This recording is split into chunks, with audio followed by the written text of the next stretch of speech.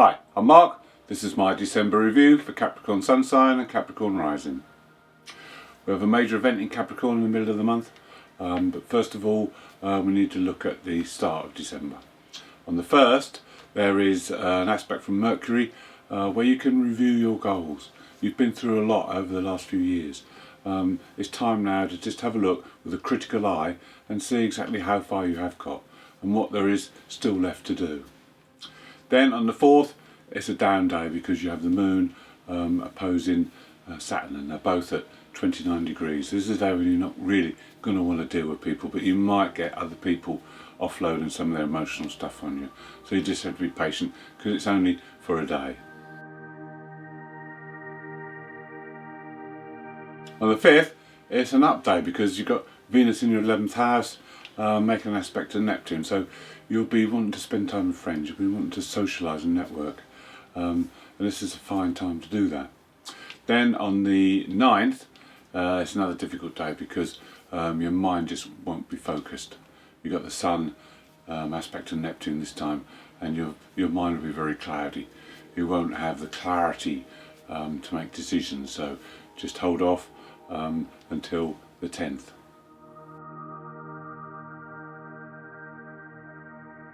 On the 10th, for 4 days, you will have a lot of energy.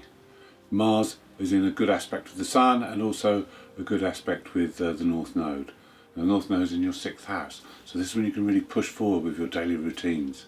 This is when you can really get things sorted. You can put 100% into things now and get things finished. If there's loose ends and jobs you need to do, you can get them finished. You can also work alone very easily at this time. You don't need to be working with anyone else. You can do it alone, and you can do it in the background as well.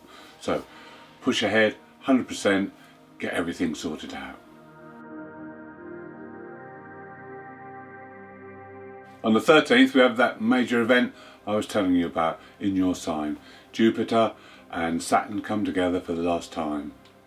You may be sad to see them go, you may not, but they're going to be moving into Aquarius over the next few days.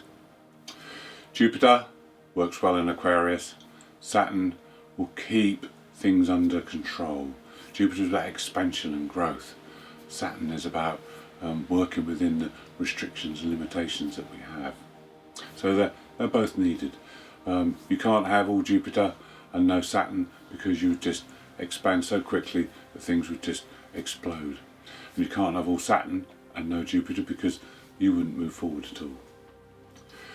So what does this mean for you? Well, moving into Aquarius, it's your 2nd house, so this is the area of finances. The Jupiter in the 2nd house will bring lots of opportunities for you to increase your financial status. This is all good news, and Saturn will offer the structure and the organisation to be able to do that. Now, I believe that these two marching together into Aquarius signifies that we are now firmly in the age of Aquarius. There's a changeover period. They are 2,000 years, these periods, but there's a changeover, and I believe it's about 50 a changeover side. The other thing I will notice is that in 4 years' time, Neptune, who's in Pisces, will leave Pisces, so that will mark the end of the Piscean era. So there is still a bit of overlap, but I think we're firmly now in the age of Aquarius. On the 14th we have our second major event in 2 days. This time it's the solar eclipse. This eclipse is a member of the Saros South 4 eclipse cycle and is very renowned for its faithfulness. It's very a strong emotional feel as well to this, and it often highlights money and relationships. This one happens in your 12th house, so this is quite a difficult eclipse because it will highlight things in your unconscious.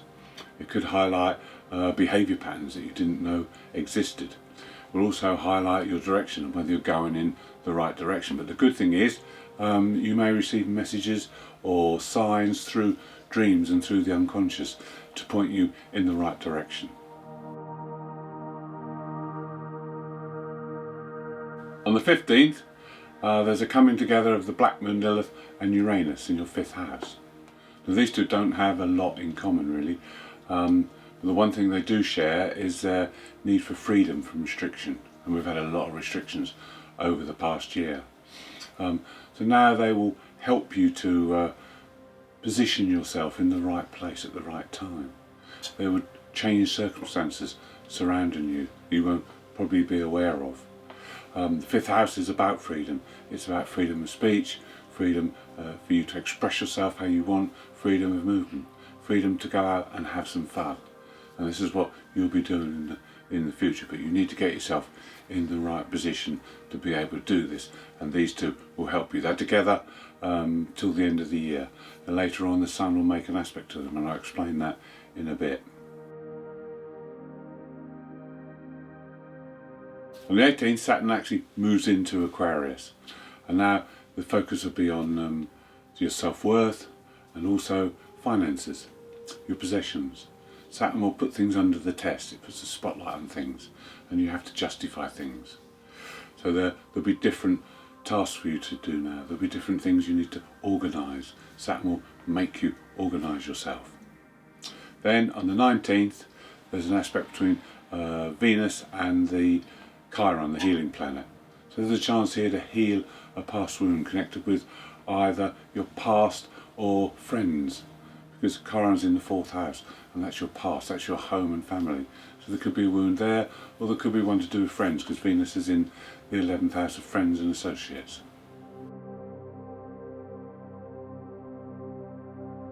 On the 20th, Jupiter moves into Aquarius and your 2nd house. So over the next year, we can see there'll be an improvement in your financial situation. There'll be opportunities for you to improve. So you need to take advantage of this. Then on the 21st, we have 4 quite high energy days. Mars makes a square of Pluto's in your 1st house. So this could be a good time to get things done, use that energy, but it's also typically a frustrating time because you've got Mars energy and drive up against Pluto's power. So you could have power struggles, you could have frustration, and you could have outbursts of anger if the energy is not channeled correctly. So you need to channel it well, and you need to avoid confrontation with other people. If you can't channel the energy, if you haven't got a project or something to put this energy into, then do some exercise and use the energy up, because unspent energy that's bottled up inside you can turn out as an accident. On the 22nd, Sun and Mercury both move into your sign, Capricorn. This is a real boost, because when the Sun's in the 12th house, it's not so good to get on with things. It's alright for working in the background, but it's not good for pushing forward with things. So now we have Sun and Mercury in your sign, you can really get things done now. This is time to climb, this is time to achieve things. And on the 25th, the Sun makes an aspect to Chiron, and you can have a new look at an old problem. This could be connected with the home, because Chiron's in the home, or it could be your past, because the 4th house is also your past.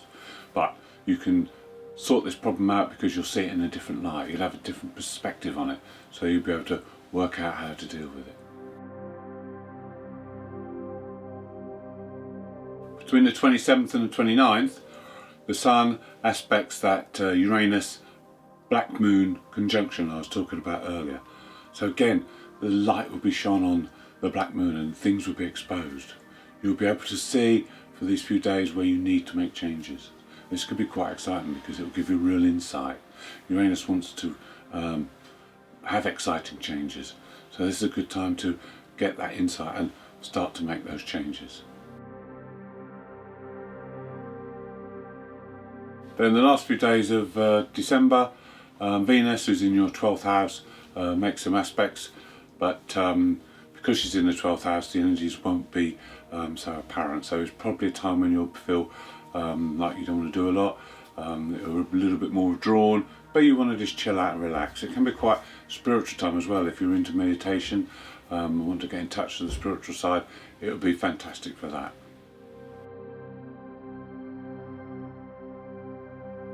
Thank you for watching. I hope you've enjoyed the video. If you'd like to see more, please subscribe, and if you'd like to leave me a comment, I'd be glad to hear from you.